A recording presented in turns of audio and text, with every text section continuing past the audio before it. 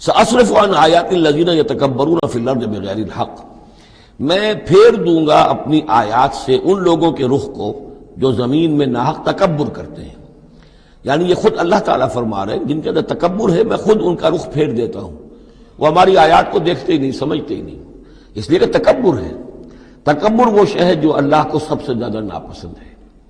فرمایا گیا ہے ایک حدیث میں، حدیث قدسی میں، الکبر ردائی، تکبر میری چادر ہے.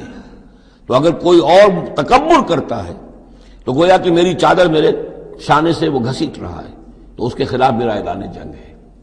ایک اور حدیث میں فرمایا لن يدخل الجنہ من کان فی قلبہ مثقال حبۃ من کبر، جنت میں کبھی داخل نہیں ہو سکے گا وہ شخص جس کے دل میں دانے کے برابر بھی تکبر ہے. تکبر سب سے بڑا روگ ہے. تو جن لوگوں کے اندر تکبر ہے ہم ان کا رخ پھیر دیتے ہیں اپنی آیات سے، ہم انہیں اس کا اہل نہیں سمجھتے کہ وہ ہماری آیات کو سمجھیں اور دیکھیں. وَإِن يَرَوْا كُلَّ آیَةٍ لَا يُؤْمِنُوا بِهَا، اور اگر وہ سرسری طور پر دیکھ بھی لیں، ساری نشانیاں دیکھ لیں، تب بھی وہ ایمان لانے والے نہیں ہیں. وَإِن يَرَوْا سَبِيلَ الرُّشْدِ لَا يَتَّخِذُوهُ سَبِيلًا، اور اگر وہ دیکھ بھی لیں کامیابی کا اور سعادت کا اور ہدایت کا راستہ، تب بھی اس راستے کو اختیار نہیں کریں گے.